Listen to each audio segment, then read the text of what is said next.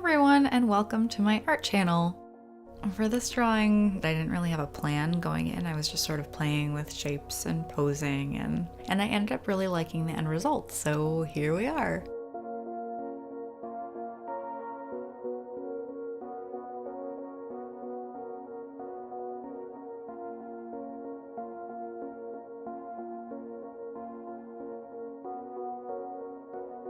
I ended up changing the pose several times, and what I really love about working digitally is how easy it is to change things. Like there you see, I just completely changed where her arm was because I didn't like where it was before, and then I changed the direction her head was facing because it just worked a lot better that way.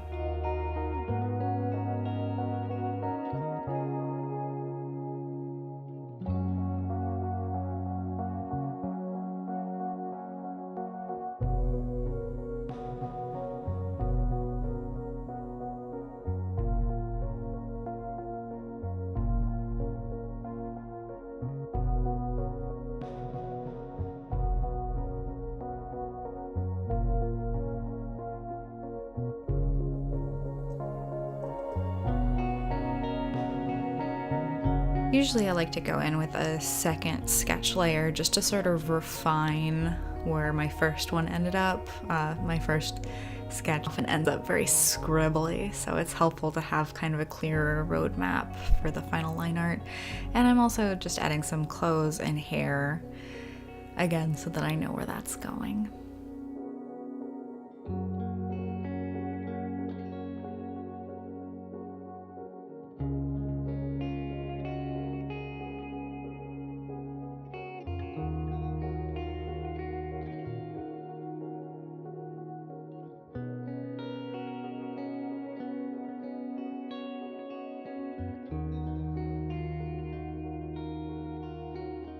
I did end up skipping over an initial portion of this layer because I started drawing her clothes in one way and I just didn't like it, so I ended up changing everything.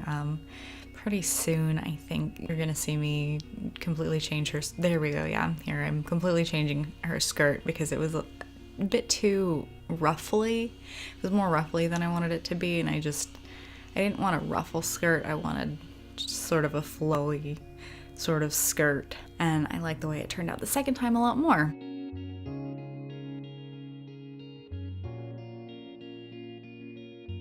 And now we're on to the final line art.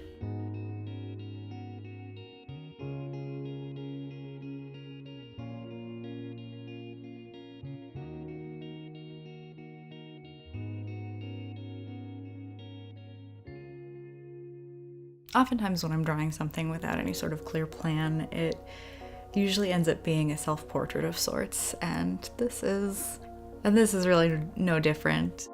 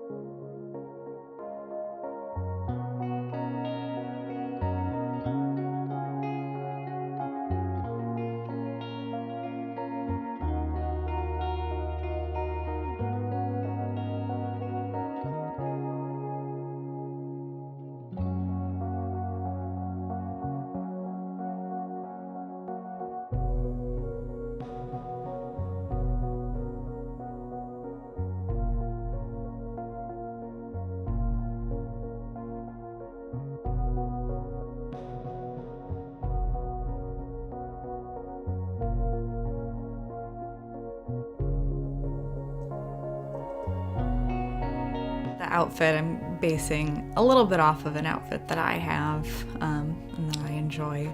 These are boots that I wear nearly every day in the fall and winter.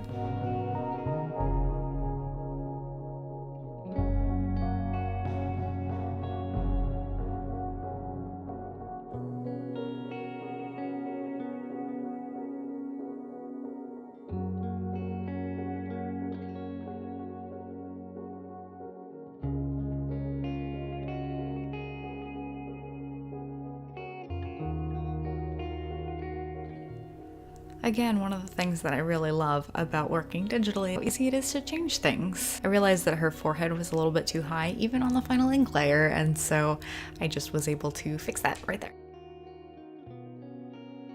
My method of coloring when there's line art like this is I usually like to select around the entire thing and fill in the figure with some sort of garish color that I'm not actually going to use, just so I know exactly where the color is supposed to go, and so I know that I'm not missing any chunks, because if I just left it white and colored it in from white, I would probably end up missing her teeth and her eyes, and then when I'm putting in the background, you'd be able to see straight through those parts.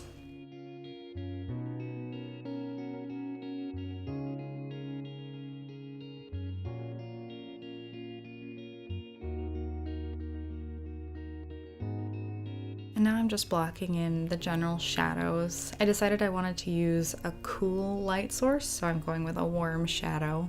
That's the smallest bit of color theory that I actually know. And it looks a little garish around this point, but I'm gonna fix it later. Just wait for it.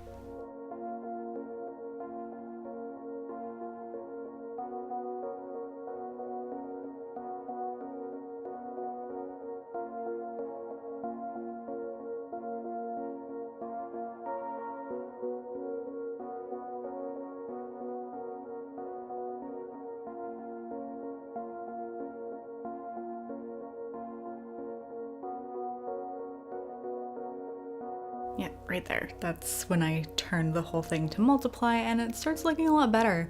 And now I'm just blending them out with the smudge tool. That's one of my favorite methods for blending shadows. Just it takes everything with those harsh lines and it just blends them out into some nice soft lines, and then I'll go in with the eraser tool and carve out some hard edges again. And then sometimes I blend them out again just to give everything a nice soft look.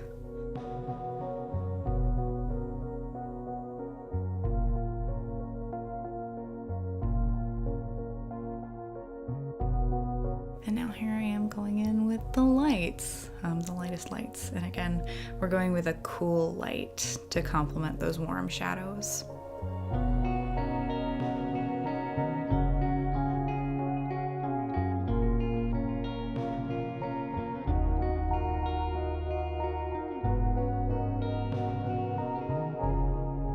I decided pretty much as I was starting to block in the shadows that I wanted the major light source to be coming from this ball of light that she was reaching for, maybe a star or something.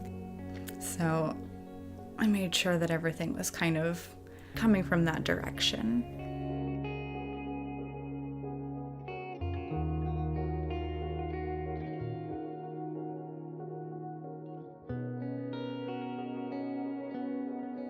And now we're on to the final step, the background. A lot of times for backgrounds, I'll just grab some sort of a textured brush. This is the cloud brush from Kyle T. Webster's concept brush pack. And I'll just sort of block in some general pattern, and then I went in with a scatter brush to make some stars, and it ends up looking really good.